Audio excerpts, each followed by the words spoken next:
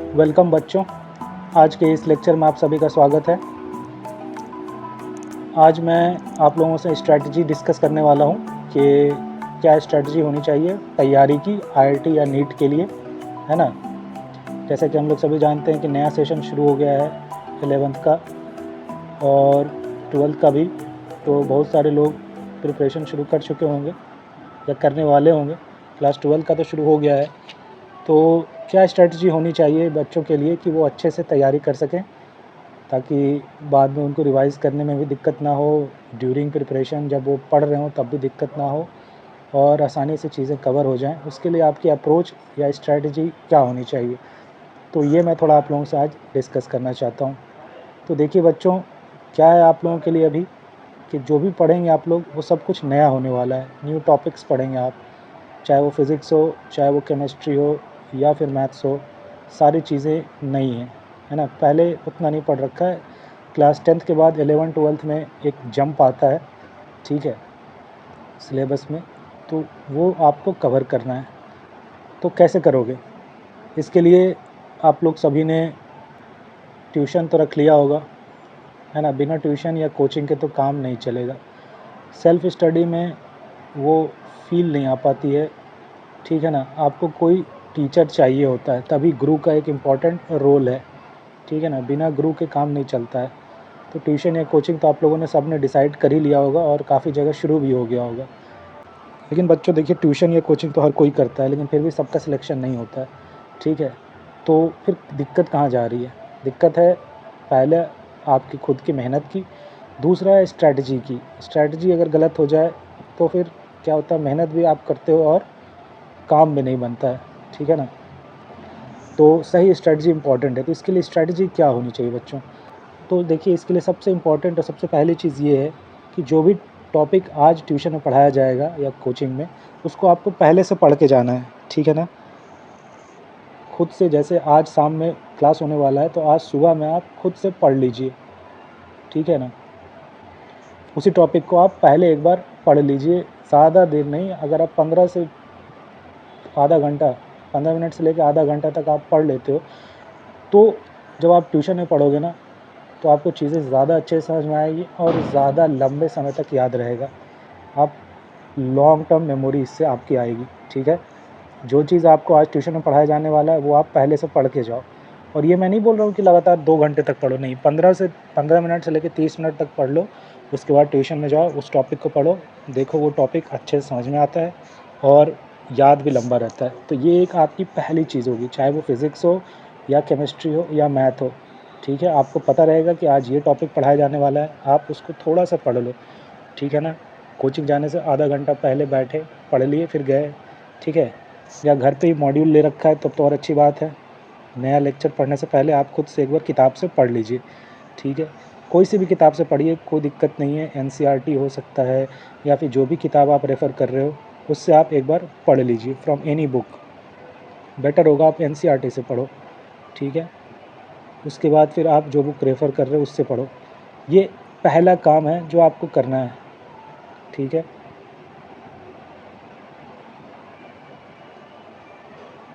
ये आपको इससे पहले पढ़ना है और मोस्ट प्रोबेबली सेम डे आप पढ़िए,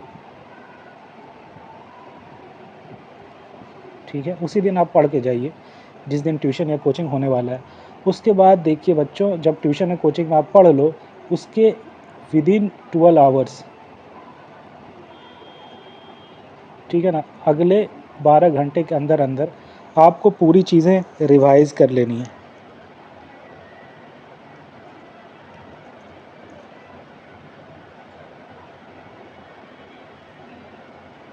अपने नोट से। यहाँ पे बच्चों देखिए, नोट्स ज़रूर बनाना है। अपना नोट्स होना एक अलग ही चीज़ होता है। ये अपना नोट्स होना बहुत ज़रूरी है। आपको अपने नोट्स से जितना समझ में आएगा उतना समझ में आएगा, आपको किसी चीज़ से नहीं, ठीक है ना। अपना नोट्स आपको ज़रूर बनाना है ट्यूशन या कोचिंग का, ठीक है। और जो भी चीज़ें आपको ट्यूशन और कोचिंग में पढ़ाया जाए वो अगले 12 घंटे के अंदर अंदर रिवाइज़ कर लेना है नोट से। उसके बाद फिर से एक पूरा रीडिंग देना है पूरी किताब से, ठीक है ना। इसमें आपको थोरो रीडिंग देनी है अच्छे से, ठीक है। और वैसी किताब से यहाँ पे पढ़ने की कोशिश कीजिए जहाँ पे थ्योरी पोर्शन अच्छा हो। जैसे फ़िज़िक्स के लिए आप पढ़ सकते हो एच सी वर्मा, ठीक है ना। बहुत अच्छी किताब है, इसको पढ़ना चाहिए। तो ये कब पढ़ना चाहिए? कोचिंग से पहले थोड़ा सा पढ़ लिए, 15 मिनट 30 मिनट एनसीईआरटी पढ़ लिए, लेकिन कोचिंग के बाद आप अच्छे से रीडिंग दीजिए एससी वर्मा की जो टॉपिक पढ़ाया गया है, ठीक है। इसके बाद पहले अपने नोट से रिवाइज़ कीजिए, फिर किताब से पढ़िए। इससे क्या होगा कि जो भी चीज़ें आपको पढ़ाई गई है वो और अच्छे से समझ में आएगा, और जो डाउट्स है वो आप अगले लेक्चर में ज़रूर पूछिए या गूगल कीजिए या कैसे भी हो, डाउट दिमाग में नहीं रखना है। डाउट्स आने चाहिए, वो ज़्यादा वो भी इम्पॉर्टेंट है, और उसका आपको सॉल्यूशन ढूंढना है, वो भी इम्पॉर्टेंट है। तो ये हो गया आपका अप्रोच ट्यूशन का या कोचिंग का, ठीक है बच्चों। थ्योरी पोर्शन के लिए कि जो भी कोचिंग में पढ़ाया जाए उसको पहले से पढ़ के जाइए, और वापस आकर अगले 12 घंटे के अंदर अंदर, क्योंकि जितना जल्दी आप रिवाइज़ करोगे उतना बेटर होगा आपके लिए। अगर आप 12 घंटे को 24 घंटे कर दोगे तो आप चीज़ों को भूलना शुरू कर दोगे, और अगर 2 दिन के बाद पढ़ोगे ना ट्यूशन की कॉपी, तो आपको वैसे ही लगेगा जैसे एकदम नया हो गया है सब कुछ। तो फिर आप सब भूल जाओगे और फिर आपको काफ़ी दिक्कत होगी, ठीक है। दिमाग में डाउट रहेगा, प्रॉब्लम होगा, आपको लगेगा कि आपने ये ट्यूशन में पढ़ा ही नहीं है, ठीक है। पूरा ब्लैंक हो जाएगा, तो वो काम नहीं करना है। ये वाला बहुत इंपॉर्टेंट है, विदिन 12 आवर्स में रिवाइज़ करना। इसको मैं फिर से लिख देता हूँ, विदिन 12 आवर्स रिवाइज़ एवरीथिंग, ठीक है, फ्रॉम नोट्स एंड बुक्स। यहाँ तक हो जाने के बाद, जब यहाँ तक आप पहुँच गए, उसके बाद स्ट्रैटेजी का नेक्स्ट पार्ट होता है प्रैक्टिस, ठीक है। यहाँ तक पहुँचने के बाद आप फिर प्रैक्टिस शुरू करोगे, ठीक है। प्रॉब्लम्स सॉल्व करोगे। आप चाहो तो एनसीईआरटी से शुरू कर सकते हो, या एनसीईआरटी से कलम उठा के ना सॉल्व करो तो बस एक बार देख लो कि हाँ ये ऐसे सॉल्व होगा, ये ऐसे सॉल्व होगा, एक नज़र उसको देख लेने में कोई हर्ज नहीं है। उसके बाद फिर आप उन जगहों से सॉल्व करो जो बुक आप रेफ़र कर रहे हो, ठीक है ना। बुक जो आप रेफ़र कर रहे हो या मटेरियल हो गया, ठीक है। इसके बारे में भी मैं एक लेक्चर में बताऊंगा कि किस किताब से क्या पढ़ सकते हो। उससे आपको प्रॉब्लम्स प्रैक्टिस करने हैं, और practice all sorts of problem, ठीक है ना। Lots of problem.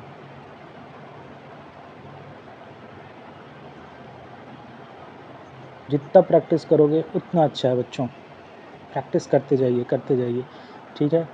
और ये काम भी आपको साथ ही साथ करना है, अलॉन्ग विथ कोचिंग, ठीक है ना। जो चीज़ें आपको कोचिंग में या ट्यूशन में पढ़ाया जा रहा है उसके साथ ही आप प्रैक्टिस करो। जैसे आज एक टॉपिक पढ़ाया गया तो उसका प्रॉब्लम्स आप कल सॉल्व कर लो या परसों सॉल्व कर लो। लेट मत करो कि बाद में सॉल्व करेंगे, साथ ही साथ सॉल्व करते चलो। जो डाउट है उसको पूछो और आगे बढ़ते जाओ। और एक इम्पॉर्टेंट चीज़ ये है प्रैक्टिस के साथ कि ये जहाँ से प्रैक्टिस आप कर रहे हो, don't throw away the copies, है ना। आप जहाँ पे प्रैक्टिस कर रहे हो उसको आप फेंक मत दो,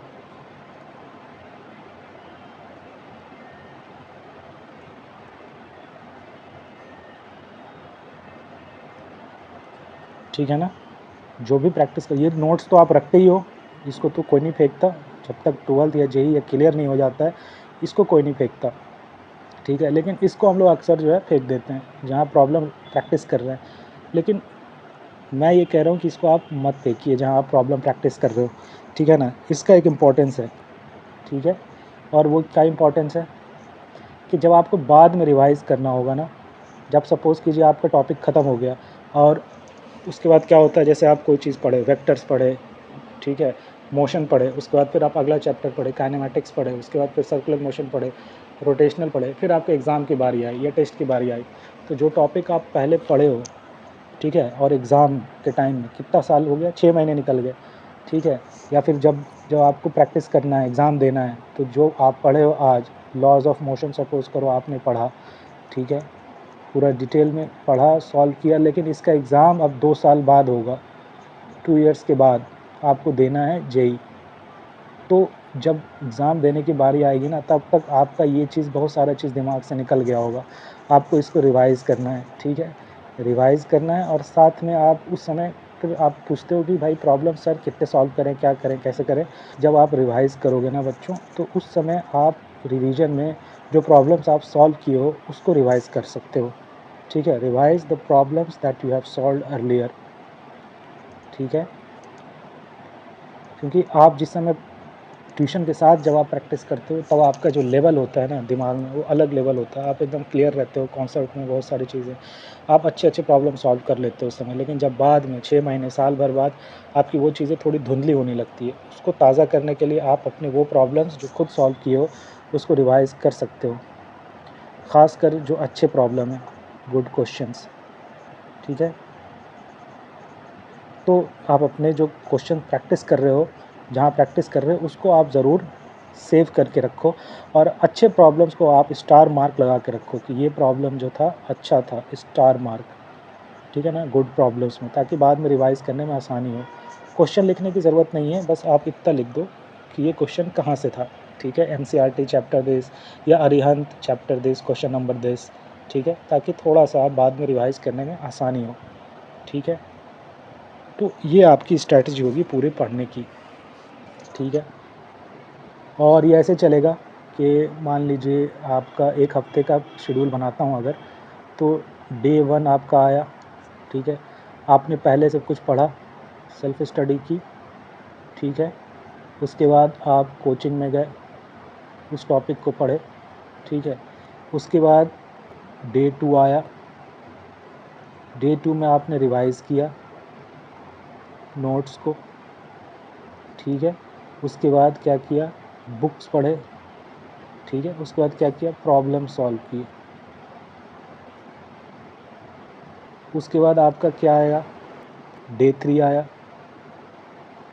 डे 3 देखिए बच्चों, कभी ऐसा मत कीजिएगा कि डेली उस टॉपिक की कोचिंग हो, हमेशा अल्टरनेट डे होना चाहिए। यानी अगर डे 1 में आपने कोचिंग का कुछ कोर्स पढ़ा है तो डे 2 में फिर वही चीज़, वही टॉपिक नहीं पढ़ना है बच्चों। जैसे आज फिज़िक्स पढ़े तो अगला दिन फिज़िक्स का कोचिंग नहीं होना चाहिए, ट्यूशन नहीं होना चाहिए। हमेशा कोशिश ये कीजिए कि अल्टरनेट डे तो हो ही, ताकि आप ये काम कर सको। ये काम बच्चों बहुत इंपॉर्टेंट है, अगले लेक्चर से पहले ये काम अगर आप नहीं कर रहे हो तब दिक्कत है। डे 3 में मान लीजिए फिर कोचिंग है तो आपने पहले आगे का थोड़ा और पढ़ा, सेल्फ स्टडी किया, ठीक है, उसके बाद फिर आप कहाँ गए, कोचिंग गए, ठीक है। जो टॉपिक आज पढ़ाया जाने वाला है उसको आप थोड़ा देर पढ़ लिए, ज़्यादा नहीं, हाफ आवर बहुत है। उसके बाद कोचिंग में गए, उसके बाद फिर आप आए डे 4 में। डे 4 में आप क्या करोगे, फिर आप रिवाइज़ करोगे नोट्स को, है ना। लेकिन इस बार आप रिवाइज़ करिए सिर्फ वो नहीं, पोर्शन नहीं जो उस दिन पढ़ाया गया है, बट फ्रॉम द बिगनिंग, शुरू से, हमेशा शुरू से रिवाइज़ करना शुरू करना है बच्चों, जब वापस घर पे आके करो तो, ठीक है। अब जो फर्स्ट दिन का जो आप रिवाइज़ करोगे वो तुरंत हो जाएगा, टाइम लगेगा जो सेकंड डे पढ़ाया गया है, तो ठीक है, उसको रिवाइज़ कीजिए।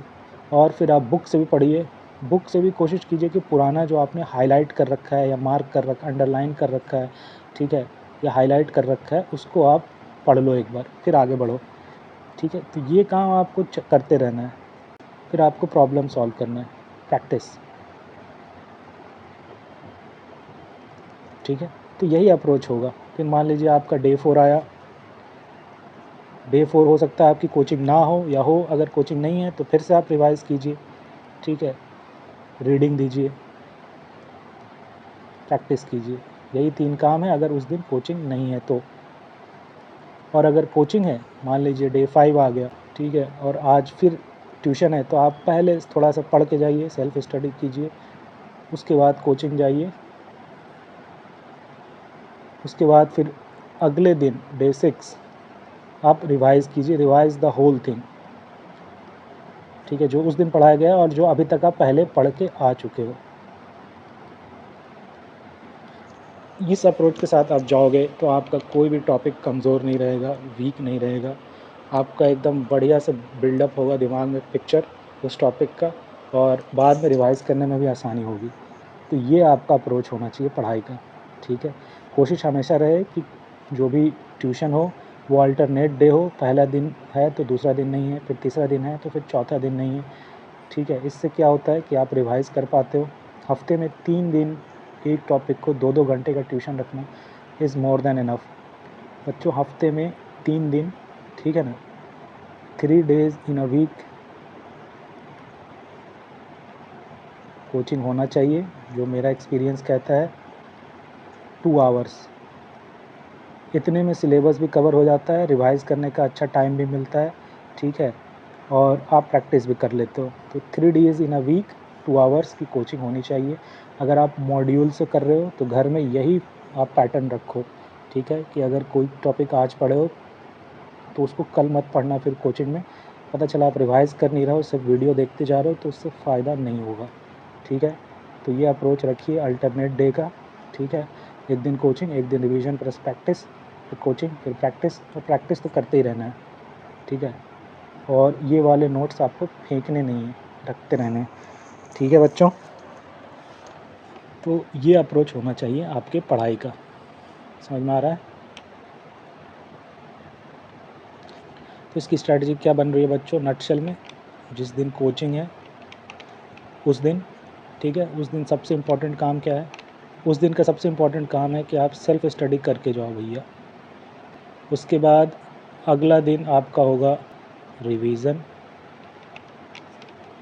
ठीक है, रीडिंग, रीडिंग मतलब रीडिंग बुक रीडिंग बहुत इम्पोर्टेंट है, ठीक है। उसके बाद फिर अगला दिन फिर कोचिंग, आप सेल्फ स्टडी करके जाओ, ठीक है। उसके बाद अगला दिन फिर रिवीज़न, इस बार मैं रिवीज़न कैपिटल में लिख दे रहा हूँ क्योंकि आपको ये वाला पोर्शन भी रिवाइज़ करना है। और रीडिंग किताब में हाईलाइट कीजिए, ये काम कीजिए, और प्रैक्टिस आपको हर रोज़ करते रहना है। इसके साथ साथ ओवर आर्चिंग प्रैक्टिस चलता ही रहेगा। ये है आपका अप्रोच पढ़ाई का नए टॉपिक्स के लिए, ये आप कर लो, आपको दिक्कत नहीं होगा, ठीक है बच्चों। ये क्रक्स है, और यहाँ मैं डॉट डॉट डॉट डॉट बना देता हूँ, मतलब ये इसी तरह इसी पैटर्न में आपका चलता जाएगा हमेशा हमेशा टॉपिक्स, क्योंकि ख़त्म नहीं होगा, 2 साल तक चलता ही रहेगा बच्चों। बीच बीच में टाइम मिलेगा, आपको रिवाइज़ करना है तो आप इन जहाँ प्रैक्टिस की वहाँ से रिवाइज़ करो, ठीक है, जो नोट्स है वहाँ से रिवाइज़ करो, ठीक है, और आप नए प्रॉब्लम सॉल्व करते रहो। ऐसा करने से आपको, जब आप खुद फील करोगे, जब एग्ज़ाम की बारी आएगी ना, तो आपको रिवाइज़ करने में दिक्कत नहीं होगा। और आप जब हर बार जब रिवीज़न करते हो, शुरू से रिवीज़न कर रहे हो, तो आपको क्या होगा, पूरा नोट्स जो है ना, पूरा नोट्स दिमाग में बैठ जाता है, अच्छे से बैठ जाता है। इससे फ़ायदा आपको मिलेगा, जब एग्ज़ाम टाइम आएगा ना, तो it will be very easy to revise. क्यों? बहुत आसान होगा आपके लिए रिवाइज़ करना। क्यों? क्योंकि देखिए कितना कोचिंग लगता होगा हर टॉपिक में। जैसे मान लीजिए आप यूनिट्स एंड डायमेंशन पढ़ रहे हो, या फिर लॉज ऑफ मोशन पढ़ रहे हो, तो कम से कम उसके 10 लेक्चर तो होंगे ना, मिनिमम 10 लेक्चर तो होगा ही, ठीक है। तो 10 लेक्चर है तो आपने ये पूरा नोट्स कम से कम 10 बार तो पढ़ा ही है, ठीक है। शुरू वाला पोर्शन तो पढ़ा ही है 10 बार, आखिरी वाला पोर्शन क्योंकि अभी कल ही लेक्चर ख़त्म हुआ होगा तो एक ही बार हुआ होगा, है ना। उसमें भी एक अरिथमेटिक सीरीज़ बना हुआ होगा डिक्रीजिंग, सबसे ज़्यादा ये वाला अगर 10 लेक्चर हुआ है तो ये इसको पहला दिन वाला 10 बार पढ़े होगे, ये वाला 9 बार पढ़ा होगा, अगला वाला 8 बार पढ़े होगे, लेकिन कई कई बार आपने नोट्स पढ़ रखा है, तो नोट्स पूरा आपके दिमाग में क्या हो गया है, बैठ गया है बच्चों। तो अब रिवाइज़ करने में आपको अगली बार जब नोट्स पढ़ोगे तो बहुत आसानी से रिवाइज़ हो जाएगा, ठीक है ना। तो यहाँ आपको फ़ायदा मिलेगा एग्ज़ाम के टाइम में। और एक चीज़ और आपको ध्यान रखना है कि जब भी छुट्टी मिले, ठीक है ना, हॉलीडे या वीकेंड, इसमें क्या करना है, रिवाइज़ योर नोट्स। एक बार जो टॉपिक पढ़ चुके हो उसको रिवाइज़ कर लो, ठीक है ना। जैसे मान लीजिए आपका 6 मंथ्स हो गया है या 7 मंथ्स पास हो गए हैं, ठीक है ना, आपने बहुत सारा कोर्स कवर कर लिया है, ठीक है, उसको आप रिवाइज़ करोगे तो सही, ठीक है। आप सेट्स पढ़ के रखे हुए हो, फंक्शंस पढ़े हुए हो, तो और अभी आप कोऑर्डिनेट ज्योमेट्री पढ़ रहे हो, ठीक है, तो रिवाइज़ करने का तो टाइम मिल ही नहीं रहा है। तो वो वीकेंड पे अपने नोट्स एक बार रिवाइज़ कर लो, कुछ कुछ स्टार मार्क प्रॉब्लम जो सॉल्व किए होंगे उसको देख लो, तो इससे दिक्कत नहीं होगी बाद में। ये काम ही करते रहना है, वीकेंड पे आप अपना नोट्स निकालिए और एक बार रिवाइज़ कर लीजिए। और ये आसान होता है जब आप कई बार नोट्स पहले से पढ़ चुके हो ड्यूरिंग कोचिंग, ड्यूरिंग जब वो टॉपिक पढ़ रहे होगे तब आपने अगर कई बार नोट्स पढ़ा होगा तो ये फ़ायदा होता है, बाद में ये करने में आपका मन भी लगता है, आसान भी होता है, और आपका अंदर से जो इनर्शिया होता है ना वो कम होता है फिर। नहीं तो अगर आप नोट्स नहीं पढ़े हो पहले कभी तो आप ये काम नहीं कर पाते हो, और ख़ुद का नोट्स ना हो तब तो आपको बहुत दिक्कत होता है। तो भैया प्रिपेयर योर ओन नोट्स सबसे इम्पॉर्टेंट है, प्रिपेयर योर ओन नोट्स। ये आपका बेस है, ये नहीं है तो आप आगे कैसे बढ़ोगे, बड़ा दिक्कत है। तो आप ये स्ट्रैटेजी को फॉलो कीजिए और अपनी तैयारी को शुरू कीजिए अच्छे से, पॉजिटिव एनर्जी के साथ। सिलेक्शन ज़रूर होगा बच्चों, डीमोटिवेट मत होइए, आप एकदम फोकस रखिए कि मुझे इतना नंबर लाना है, 60% मार्क्स लेके आ जाना है, 60 to 70। कितने लोग दे रहे हैं एग्ज़ाम, कौन क्या कर रहा है, फ़र्क नहीं पड़ता। अगर मेरा 70% मार्क्स आ रहा है एग्ज़ाम में, मेरा सिलेक्शन हो रहा है। सिंपल सा फंडा है, ज़्यादा दिमाग नहीं लगाना होता है, ठीक है। 70% मार्क्स लाना है और सीट अपना कंफर्म करना है, उसके लिए ये स्ट्रैटेजी है अपनी। तो तैयारी कीजिए। आई होप कि आज का लेक्चर आप लोगों को पसंद आया होगा। प्लीज़ आप इस चैनल को शेयर करें अपने दोस्तों के साथ और लाइक और सब्सक्राइब करें। और अगले लेक्चर में मैं डिस्कस करूँगा कि कौन सी किताब आप पढ़ सकते हो फिज़िक्स और मैथ्स में। आज के लिए इतना ही बच्चों, थैंक यू।